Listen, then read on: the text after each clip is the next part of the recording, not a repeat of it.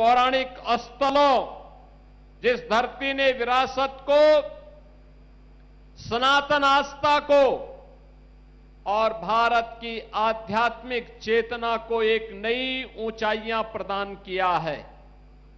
भगवान बामेश्वर महादेव, श्री पातलेश्वर महादेव, ओम नागेश्वर महादेव, कोसी मंदिर, मां बाला सुंदरी की दिव्य आशीर्वाद से जो धरती निरंतर लाभान्वित होती है।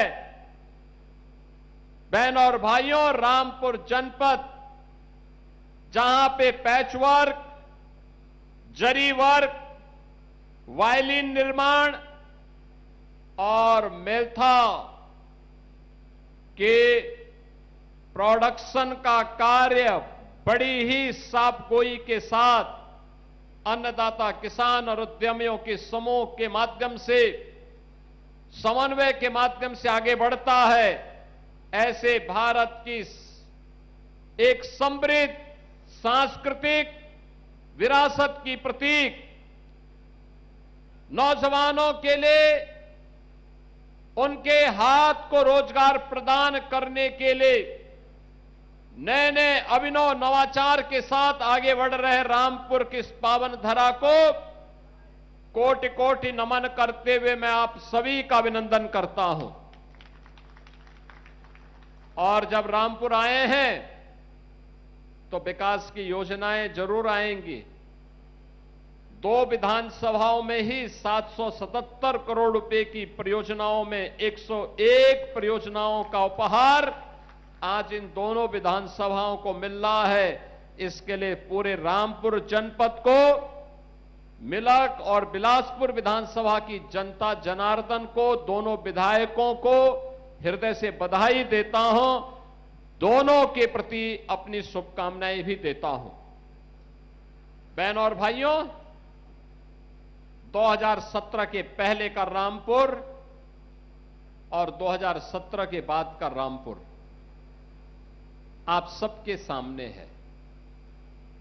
एक समय था जब यहां पर गरीबों की जमीनों पर कब्जा होता था, जब रामपुर में वाल्मीकि समुदाय के जमीनों से उन्हें जबरन वंचित कर दिया जाता था। सत्ता जब निरंकुश होती है, अन्याय का पर्याय बन जाती है और समाजवादी पार्टी में यहां के दलितों की आवाज को, यहां के गरीबों की आवाज को उसी अन्यायी सत्ता ने बंद करने का काम किया था। और जब भी सत्ता अन्यायी होती है, जनता जनार्दन उसको पलट करके रख देती है। और यही कार्य रामपुर से निकला हुआ यह संदेश पूरे प्रदेश के अंदर गया था। समाजवादी पार्टी की निरंकुश सत्ता को बदलने का काम हुआ। आज उसका परिणाम है कि रामपुर को एक पहचान मिली है। रामपुर विकास के पथ पर अग्रसर हो रहा है। रामपुर में विकास की नई नई योजनाएं आ रही हैं और रामपुर विकास के पथ पर तेजी के साथ आगे बढ़ते हुए नए भारत का नया उत्तर प्रदेश है। तो नया उत्तर प्रदेश के अंदर नया रामपुर भी आज पूरे प्रभावी ढंग से अपने विरासत और विकास की एक नई कार्य योजना के साथ कार्य करता हुआ दिखाई दे रहा है। बहनों और भाइयों, हमारे जब दोनों विधायक, मिलक की विधायक श्रीमती राजबाला जी के द्वारा, बिलासपुर के विधायक, उत्तर प्रदेश सरकार के मंत्री सरदार बलदेव सिंह ओलख जी के द्वारा जब अपनी बातों को यहां पर मंच के माध्यम से संबोधन दिया जा रहा था, उन्होंने बहुत स्पष्टता के साथ कहा कि विकास की कौन कौन सी योजनाएं जो पहले असंभव थी, आज डबल इंजन सरकार के कारण संभव हो पाई है। बहनों और भाइयों, आपने इन योजनाओं को संभव इसलिए बना दिया, ये डबल इंजन सरकार ने इसलिए बना दिया क्योंकि 2017 में प्रधानमंत्री मोदी जी के आह्वान पर उत्तर प्रदेश की जनता जनार्दन ने विश्वास किया। मोदी जी पे विश्वास आज इस विकास का आधार है। उन्हीं के मार्गदर्शन और नेतृत्व में उत्तर प्रदेश अब बीमारू राज्य की श्रेणी से उभर गया है। अब उत्तर प्रदेश बीमारू नहीं है। भारत की टॉप 3 अर्थव्यवस्था में उत्तर प्रदेश खड़ा है। सबसे तेज गति के साथ बढ़ती हुई अर्थव्यवस्था के रूप में आज उत्तर प्रदेश का नाम आता है। सबसे ज्यादा रोजगार देने वाला प्रदेश, सबसे ज्यादा अन्नदाता किसानों को अनुदान देने वाला प्रदेश, सबसे ज्यादा युवाओं के लिए रोजगार सृजन करने वाला राज्य, सबसे ज्यादा खाद्यान्न उत्पादन करने वाला राज्य, सबसे ज्यादा दुग्ध उत्पादन करने वाला राज्य, सबसे ज्यादा चीनी और इथेनॉल उत्पादन करने वाले राज्य के रूप में 17 के पहले हर पैरामीटर पर उत्तर प्रदेश बॉटम में होता था, बॉटम 5 में होता था। आज उत्तर प्रदेश हर एक सेक्टर में टॉप 2 राज्यों में गिना जाता है। ज्यादातर में नंबर 1, अन्यथा नंबर 2 पर यूपी का नाम आता है। बहनों और भाइयों, 2017 के पहले याद करिए, यही प्रदेश था। पहचान का संकट था। न बेटी सुरक्षित थी, न व्यापारी सुरक्षित था। अन्नदाता किसान आत्महत्या करने के लिए मजबूर होता था। नौजवान के लिए कोई रोजगार नहीं। कोई सरकारी विज्ञापन निकलता था तो चाचा भतीजे की जोड़ी वसूली के लिए निकल पड़ती थी। न्यायालय को उस पर रोक लगानी पड़ती थी। सरकार की निरंकुश नीतियों के कारण हमारा परंपरागत उद्यम बंद हो रहा था। अन्नदाता किसान के लिए कोई स्कीम नहीं, गरीबों के कल्याण के लिए कोई योजना नहीं, विकास के लिए, सड़क के लिए, पुल पुलिया के लिए सरकार के पास कोई पैसा नहीं। बहनों और भाइयों, विकास 2 लोगों का होता था, या तो सिपाही परिवार का या रामपुर के एक परिवार का। बाकी लोग विकास से वंचित रहते थे। इन्होंने सामाजिक ताने बाने को छिन्न भिन्न किया। जनभावनाओं के साथ खिलवाड़ किया। विरासत को अपमानित करने के लिए, बहन बेटियों को अपमानित करने के लिए समाजवादी पार्टी ने कुछ भी कोर कसर नहीं छोड़ी थी। बहनों और भाइयों, आज मैं कह सकता हूं, जिस उत्तर प्रदेश में विरासत का अपमान समाजवादी पार्टी की सरकार में होता था, वे कहते थे कावड़ यात्रा नहीं निकलने देंगे। उत्सव के पहले उपद्रव प्रारंभ हो जाते थे। कोई पर्व और त्योहार के पहले दंगे फसाद उत्तर प्रदेश की पहचान बन जाती थी। 2017 के पहले न होली, न दीपावली, न विजयादशमी, न रामनवमी, न सावन के महीने का कोई पर्व, न जन्माष्टमी के आयोजन को ही करने दिया जाता था। आज आप देखते होंगे कावड़ यात्रा धूम धड़ाके के साथ निकलती है, कोई रोक टोक नहीं। दुर्गा पूजा शानदार तरीके से होती है, कोई रोक टोक नहीं। दीपावली का आयोजन पूरी भव्यता के साथ होता है, कोई रोक टोक नहीं। जिस समाजवादी पार्टी ने श्री कृष्ण जन्मोत्सव का कार्यक्रम, श्री कृष्ण जन्माष्टमी के कार्यक्रम को रोक लगाई थी, हमारी सरकार ने उस रोक को दूर करके भगवान राम के जन्मोत्सव रामनवमी का आयोजन हो, श्री कृष्ण भगवान के जन्मोत्सव का कार्यक्रम, श्री कृष्ण जन्माष्टमी का कार्यक्रम हो, होली हो, दीपावली हो, विजयादशमी हो, दुर्गा पूजा हो, कोई भी पर्व और त्योहार हो, उन सभी की बाधाओं को दूर करके आज फिर से उत्सवपूर्ण माहौल के रूप में उत्तर प्रदेश का माहौल बदला है। आज उसका परिणाम भी मिला है। विरासत को सम्मान दे करके कैसे अर्थव्यवस्था को आगे बढ़ाया जा सकता है, उत्तर प्रदेश उसका मॉडल बना है। विरासत को कैसे सम्मान दिया जाता है, आज प्रधानमंत्री मोदी जी के नेतृत्व में उत्तर प्रदेश उसका मॉडल बन रहा है। बहनों और भाइयों, आज अयोध्या में आप जाते हैं, रेल से जाएंगे, डबल लाइन की सुविधा आपको वहां मिलती है। ब्रॉड गेज की डबल लाइन के साथ अयोध्या जुड़ा है। सड़क मार्ग से जाएंगे, 4 लेन की कनेक्टिविटी से अयोध्या जुड़ी है। वायु मार्ग से जाएंगे तो अयोध्या में इंटरनेशनल एयरपोर्ट महर्षि वाल्मीकि के नाम पर खड़ा है। अयोध्या त्रेता युग का याद स्मरण कराता है। आज राम की भक्ति की वकालत कौन कर रहा है? आज भगवान राम की भक्ति की दुहाई कौन दे रहा है?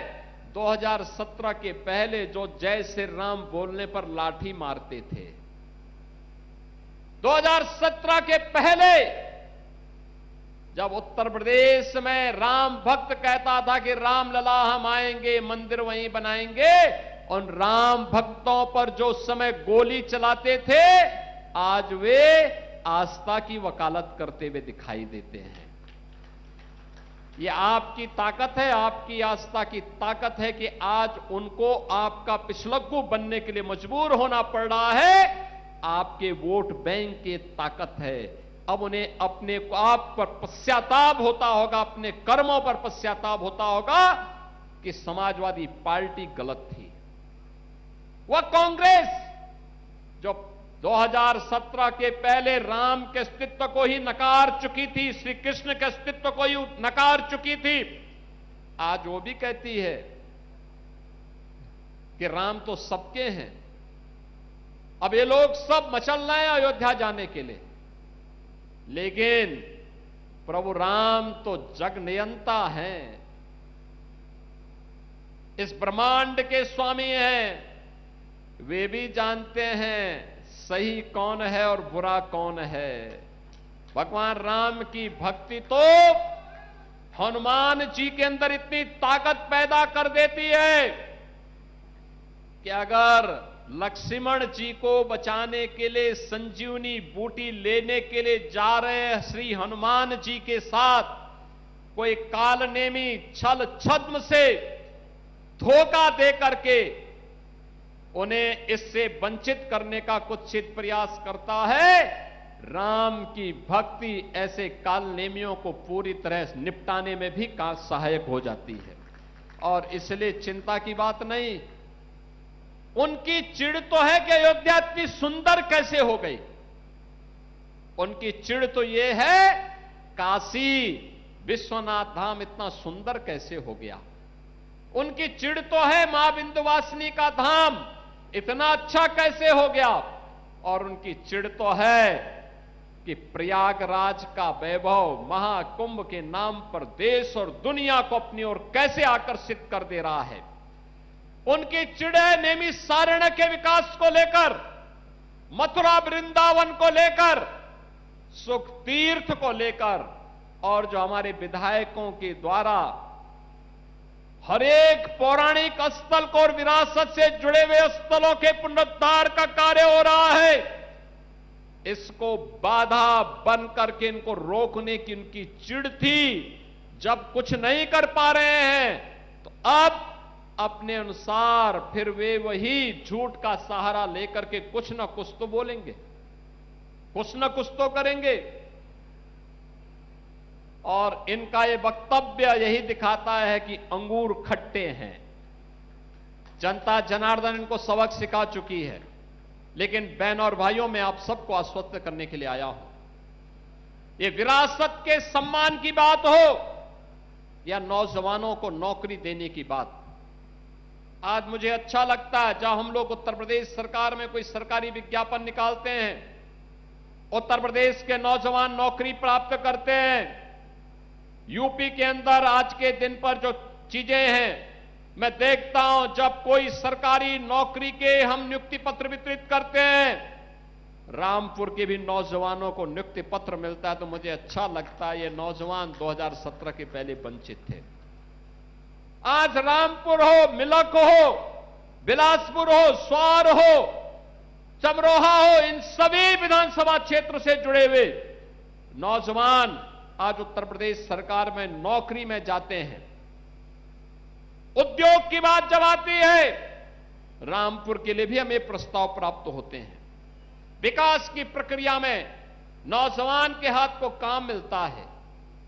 हर नौजवान, एक नौजवान जब अपने प्रतिभा और अपने परिश्रम का फल राज्य को देता है, तब उत्तर प्रदेश जैसा बीमारू राज्य जो कांग्रेस और सपा के पाप के कारण कभी बीमारू हुआ था, वह राज्य उस बीमारूपन से उबर करके आज भारत की अर्थव्यवस्था का ग्रोथ इंजन बन करके टॉप 3 इकोनॉमी के रूप में अपने आप को स्थापित करता है। बहनों और भाइयों, यही उत्तर प्रदेश है। परंपरागत उद्यम ठप पड़ चुका था। कहीं पॉल्यूशन कंट्रोल बोर्ड के लोग परेशान करते थे, कहीं पुलिस परेशान करती थी, कहीं मंडी समिति परेशान करती थी।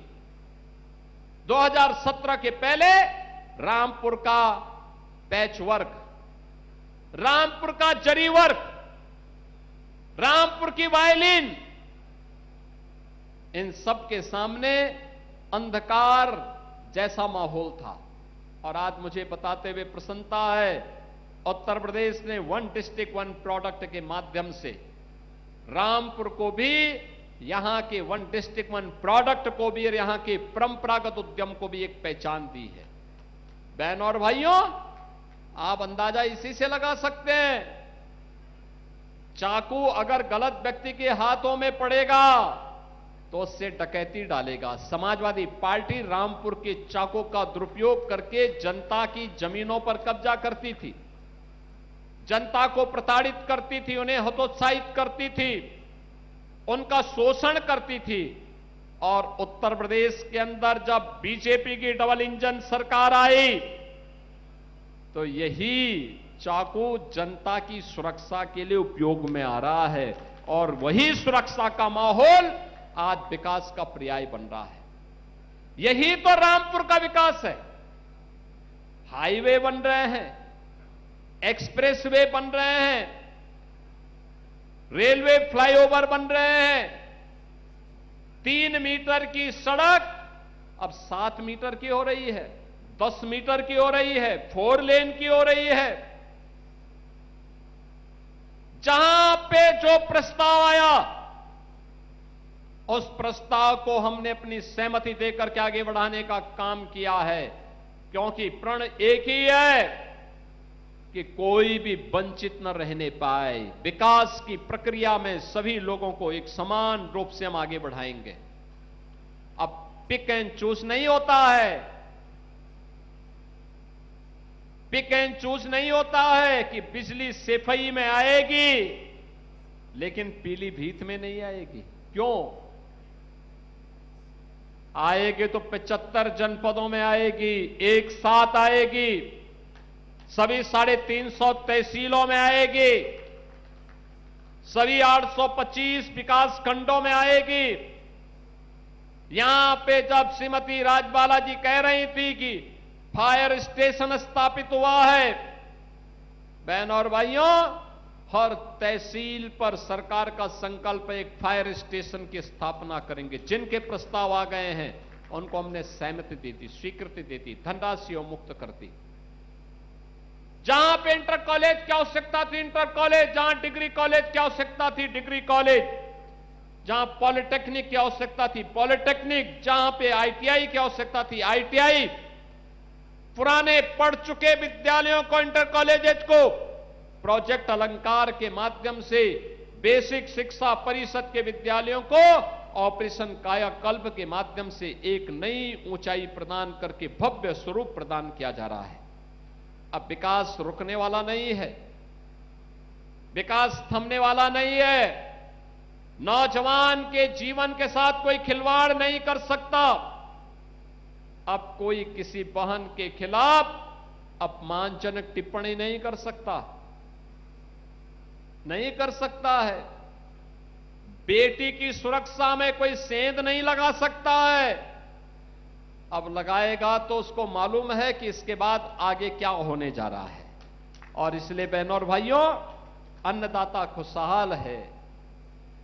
नौजवान रोजगार पाकर के आज प्रदेश के विकास में अपनी ऊर्जा का उपयोग कर रहा है।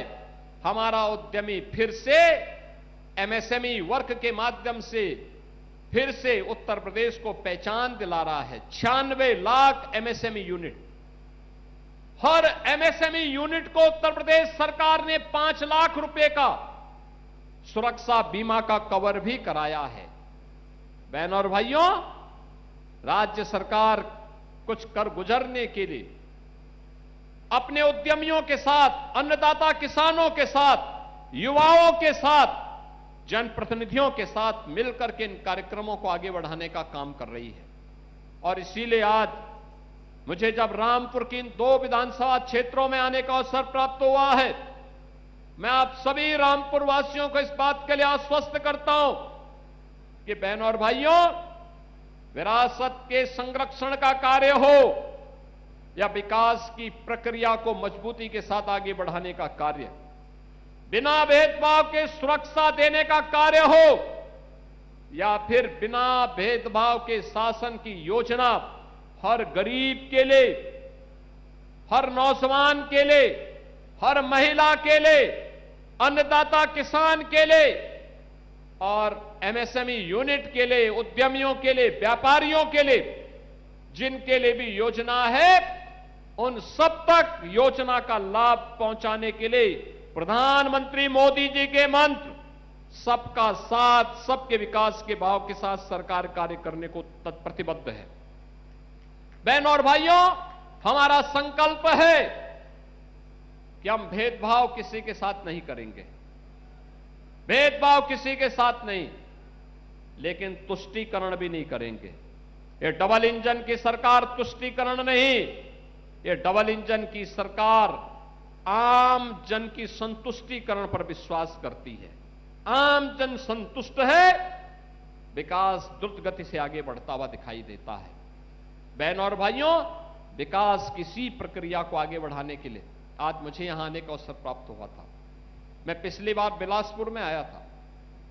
रुद्र विलास चीनी मिल के बारे में सरदार बलदेव सिंह ओलक ने तब भी कहा था, और मैंने तब भी कहा था कि इस मिल के पुनरुद्धार के लिए हम कार्य करेंगे। मैंने सर्वे की रिपोर्ट मांगी है। सर्वे की रिपोर्ट जैसे ही आ जाती है, बहनों और भाइयों, सरकार पैसा देगी उस चीनी मिल को विस्तारीकरण करने के लिए और उसके विकास करने के लिए। ये कार्य आगे बढ़ेंगे। ढेर सारे प्रस्ताव रामपुर के, मिलक के, स्वार के, चमरौआ के मेरे पास आए हुए हैं। कोई रुकेगा नहीं और कोई उसको रोक भी नहीं सकता। ये मजबूती के साथ आगे बढ़ेंगे। विकास की प्रक्रिया अनवरत रूप से आगे बढ़ेगी।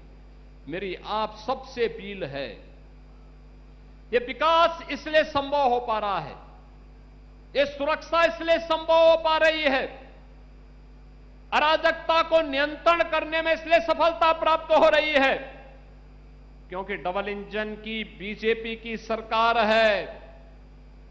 बिना भेदभाव के योजनाओं का लाभ हर गरीब को उपलब्ध करवाने का कार्य किया जा रहा है, लेकिन इसका श्रेय अगर किसी को जाता है तो आप सभी को जाता है, क्योंकि आपने अच्छे जनप्रतिनिधि चुने, अच्छे जनप्रतिनिधि चुने, अच्छे विधायक चुने। मिलक में आपने विधायक चुनी, विकास आ रहा है, गरीबों को लोक कल्याणकारी योजनाओं का लाभ मिल रहा है। नहीं तो ये राशन 2017 के पहले 2 महीने, 3 महीने में, 6 महीने में कभी किसी गरीब को मिल जाता था। अब हर महीने मिल रहा है और लखनऊ से हम ई-पॉस मशीन की मॉनिटरिंग करते हैं, वो राशन उतना मिल रहा है कि नहीं मिल रहा है। अगर कहीं गड़बड़ होता है, वहां मशीन हमें अलर्ट कर देती है, फिर छापेमारी होती है, कार्रवाई होती है। ये रसोई गैस का सिलेंडर 2017 के पहले सपना था, आज हर गरीब के पास सिलेंडर अपना है। ये है उस समय जो सपना था, आज वो सपना साकार हो रहा है। आयुष्मान भारत का 5 लाख रुपए का कार्ड 2017 के पहले सपना था, आज हर गरीब के पास आयुष्मान का कार्ड है। और जिनके पास कार्ड नहीं है, ये विधायक गण मेरे सामने पत्र प्रस्तुत कर देते हैं, मैं मुख्यमंत्री राहत कोष से उनको पैसा उपलब्ध कराता हूं उपचार के लिए। जितना पैसा लगता है हम पूरा पैसा उपलब्ध करवा देते हैं। बहनों और भाइयों, जब सरकारें अच्छी आती हैं तो विकास भी अच्छा होता है, गरीबों का कल्याण होता है। इंफ्रास्ट्रक्चर जब अच्छा होता, अच्छा रोड बनता है, अच्छे ब्रिजेज बनते हैं, तो ये आपके 4 व्हीलर के, आपके 2 व्हीलर की स्पीड को नहीं बढ़ाता है, अर्थव्यवस्था की स्पीड को भी ये बढ़ाता है। अर्थव्यवस्था किस गति से आगे बढ़नी है, ये तय करता है आपका इंफ्रास्ट्रक्चर। अगर इंफ्रास्ट्रक्चर कमजोर है तो इकोनॉमी भी गर्त की तरफ जाती है और दुर्गति की ओर लेके जाती है। अर्थव्यवस्था गर्त में जाने का मतलब सामान्य नागरिकों को दुर्गति की ओर धकेलना। अच्छा इंफ्रास्ट्रक्चर है, उसमें गति है, तो वह गति ही अर्थव्यवस्था की प्रगति का, समृद्धि का कारण बनता है।